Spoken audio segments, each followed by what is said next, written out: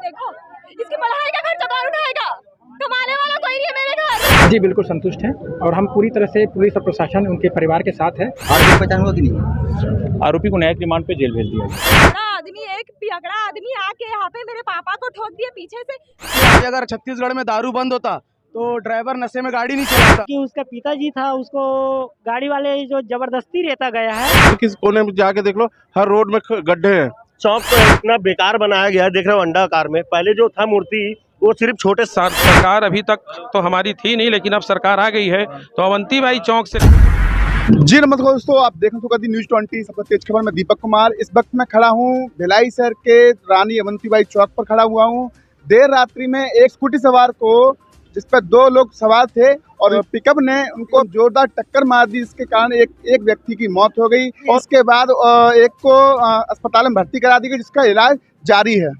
और देर रात्रि में हादसा हुआ था। इसके बाद ये लोग पोस्टमार्टम के बाद ये परिजन यहाँ पर बॉडी लेकर पहुंचे हुए हैं और अभी इस बॉडी के साथ में ही यहाँ पर अपनी मांग को लेकर यहाँ प्रदर्शन कर रहे हैं। आइए जानते हैं इनसे क्या प्रदर्शन के दौरान क्या मांग कर रहे हैं।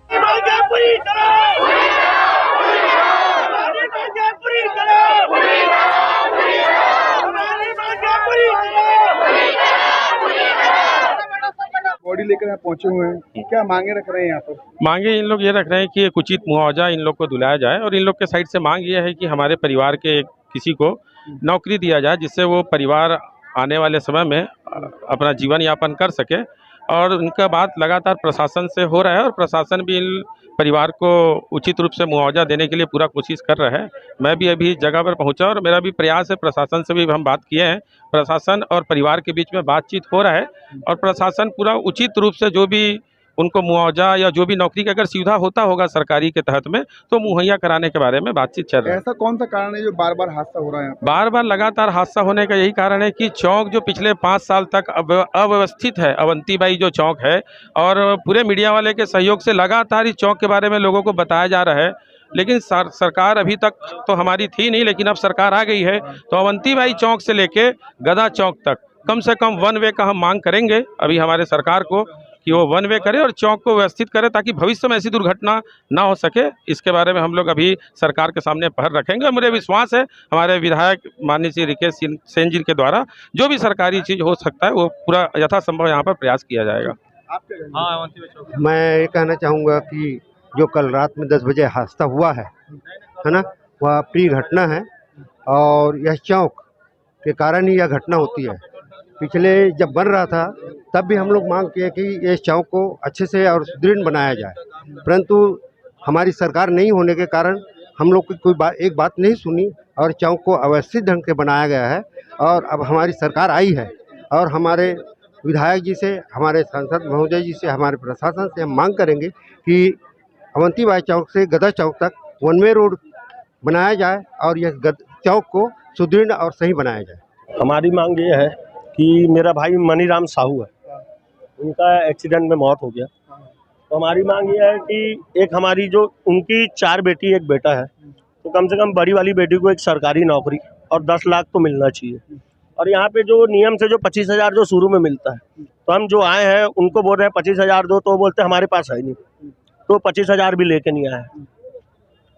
अच्छा, इस चौक के बारे में भी मांग कर रहे थे? अभी तो हम चौक का तो बता ही सकते हैं भाई, चौक तो इतना बेकार बनाया गया है, देख रहे हो अंडा आकार में। पहले जो था मूर्ति वो सिर्फ छोटे साइज में था, ताकि आने जाने में कोई दिक्कत नहीं था। आप कुरुद रोड को ले लो, चाहे जेवरा सिरसा ले लो, कोई भी रोड पे एक भी ब्रेकर नहीं है।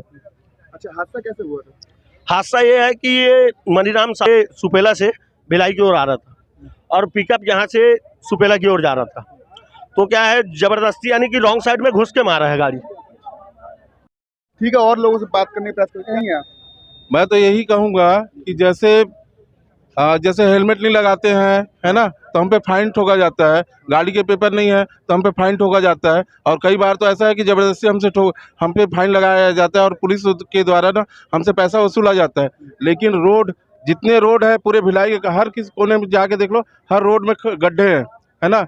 यहाँ डिवाइडर भी नहीं है और कोई भी कार पार्किंग वाला कहीं भी रख देता है और असुविधा तो होती है। ये एक्सीडेंट के कई कारण हैं ऐसे, जिसको यातायात ना यहाँ ध्यान देता ही नहीं है। अच्छा, बॉडी लेके पहुंचे हुए हो, यहाँ धरना दे रहे हो, क्या मांग रख रहे हो आप? हम तो चाहते हैं उसकी 4 लड़कियां हैं तो कम से कम किसी एक को तो नौकरी में रखा जाए, क्योंकि ये जितना भी है यातायात की असुविधा के कारण ही हो रहा है।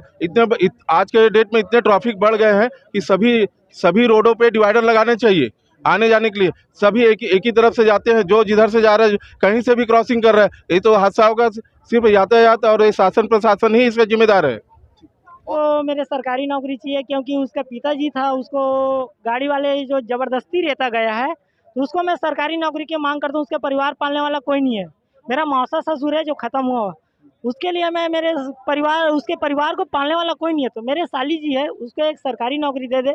मैं महोदय जी से यही निवेदन करूँगा, जो मुख्यमंत्री विधायक यहाँ के, वहाँ से यही मांग करूँगा कि मेरे साली जी को एक सरकारी नौकरी दे दे, बस कि परिवार चल जाए। आप क्या कहेंगे? ये इस परिवार के ऊपर बहुत बड़ी दुखद घटना हुई है, तो मैं चाहता हूँ कि इसे नौकरी और जो भी सहायता सरकार की तरफ से राशि मिले मुआवजा के रूप में, वो मिलना चाहिए। मुआवजा तो मिलना चाहिए, क्योंकि सरकार की गलती। आज अगर छत्तीसगढ़ में दारू बंद होता तो ड्राइवर नशे में गाड़ी नहीं चलाता, ऐसा एक्सीडेंट होता नहीं, और किसी के बच्चों के मतलब सर से उनका छत नहीं छीना जाता। उनके बाद ब्रेकर भी बहुत जरूरी है, और बहुत नशे में गाड़ी चला रहा था, वो बहुत ज्यादा नशे में था, इतने नशे में था कि खुद को नहीं संभाल पा रहा था वो आदमी, और 3 लोग को टोटल ठोकते हुए गया है चौक से। कानून पास किया जाए कम से कम छत्तीसगढ़ में ड्रिंक एंड ड्राइव का, कि जिससे लड़के बच्चे जो भी है, यंग एज है, ओल्ड एज है, सब मतलब थोड़ा डरे कि मतलब कानून एक आया है, इसकी वजह से ड्रिंक एंड ड्राइव की वजह से डरे। आओ मांगे भैया कि उसकी बीबी को क्या कोई नौकरी दे, या तो कुछ मुआवजा दे, और छोटे छोटे बच्चे उसको आगे तक पढ़ाने में मदद करे, या कुछ व्यवसाय दे उनको, क्योंकि 4 बच्चे उनके,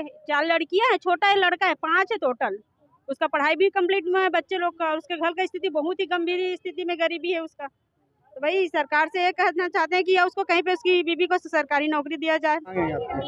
मांगेंगे, 4 बच्चा है उनके, 4 गो लड़की है, कोई करवैया नहीं है, अब क्या करेगा बेचारी के आसपास, पालेगा कौन? अच्छा, प्रशासन से क्या मांग कर रहे हो? क्या मांग रहे हैं? उसका नौकरी दो लड़का को, अब लड़की है नौकरी देगा तभी तो उसका शादी ब्याह करेगा उसका माँ को। हमें इंसाफ चाहिए हम लोग के लिए। इतने देखो 5-5 घर में छोटा सा भाई है, देखो इसकी पढ़ाई का खर्चा कौन उठाएगा? कमाने वाला कोई नहीं है मेरे घर, मेरे पापा के अलावा कोई नहीं था। हम लोग को नौकरी चाहिए, या फिर 25 लाख रुपए चाहिए आज ही के आज, अभी के अभी। नहीं उठेंगे हम लोग यहाँ से, नहीं तो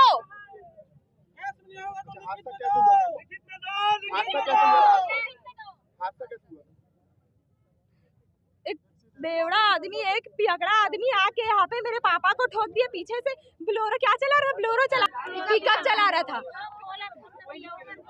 नहीं बता रही हूँ मैं, आ रहा था पी के चला रहा था, पीछे पहले एक आदमी को रॉन्ग साइड चला रहा था, पहले एक आदमी को और ठोका, उसके बाद ना गाड़ी में मेरे पापा और मेरे पापा के दोस्त थे।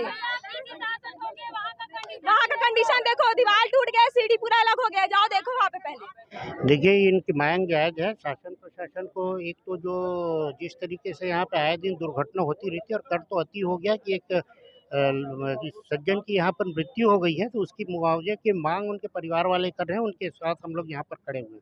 उनका ये भी कहना है कि चौक पर लगातार हादसे होते, चौक बड़ा बनाया गया है। चौक में भी यदि किसी तरीके से डिफॉल्ट है तो उसकी भी मांग करके उसको भी हम मांग रख रहे हैं कि ये भी ठीक करवाया जाए। देखिए, कल एक एक्सीडेंट हुआ था, किसी तरह से एक्सीडेंट में कैंप 1 के वो मणिराम साहू जी की आकस्मिक मृत्यु हो गई है। उस प्रकरण में हमने धारा 304 भारतीय दंड विधान के तहत अपराध पंजीबद्ध कर और उसमें कठोर कार्रवाई कर और व्यक्ति को न्यायिक रिमांड पर भेज दिया है। प्रकरण में आज मुआवजे और सरकारी नौकरी की मांग को लेकर के उनके परिजन और कुछ जनप्रतिनिधि हैं, वहाँ के स्थानीय पार्षद, जिनके द्वारा यहाँ पे चौक पे चक्का जाम की कोशिश की गई और बैठा गया है। तो प्रकरण में एसडीएम साहब आए हैं और उनके द्वारा जो भी उनकी जायज़ मांगे हैं उनको जायज़ तरीके से उनका निराकरण कर दिया गया है, और उनको तात्कालिक रूप से जो भी 25,000 रुपये का जो तात्कालिक सहायता रहता है वो प्रदाय कर दिया गया है, और नियमानुसार शासन में जो उनको पात्रता होगी उसके हिसाब से उनके द्वारा जो भी अग्रिम कार्रवाई की जाएगी। अभी विवाद की स्थिति निर्मित हो गई थी? नहीं, विवाद की कोई स्थिति निर्मित नहीं है।